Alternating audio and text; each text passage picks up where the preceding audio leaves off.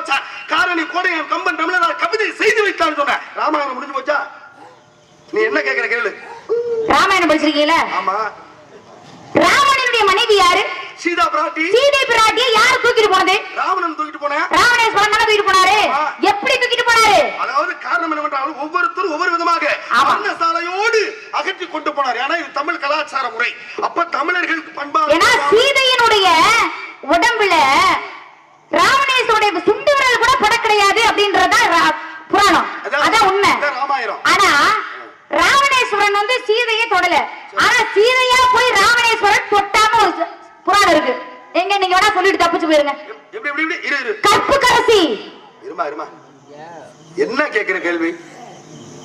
ராவணேஸ்வரன் சீதையை தூக்கிட்டு போனார். இருப்பதை கேளு, இல்லாத ஒன்றை கேட்டு பேருவாங்க நினைக்காத. இல்லாததை எதுக்கு பேர் இல்ல காரணம் இல்லாம யாராச்சும் தோரணம் கட்டுவாங்களா?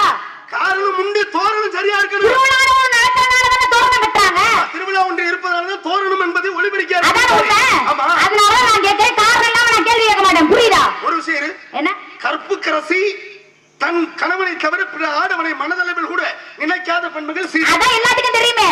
அப்பேற்பட்ட சீதையே போய் எப்படி தொடுவா? ராவணேஸ்வரனை தொட்டா இல்லன்னு சொல்லிட்டு போவாருன்னா? ஒரே ஒரு விஷயம், ரெண்டு பேரும் கூடிட்டாலே, ரெண்டு பேரும் சம்மதிச்சாலே அதுக்கு பேரு பலவந்தப்படுத்துதல் கிடையாது, வன்முறை கிடையாது.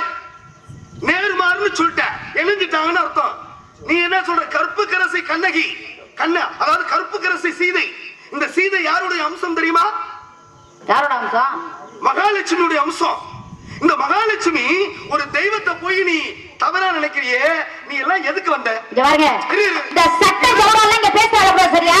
சும்மா இங்க பேச விட்டு பேசணும். சும்மா வாய் சொல்ற பேசினா தட்டி உட்கார வச்சிருக்கேன். புரியுதா? இங்க பாருங்க,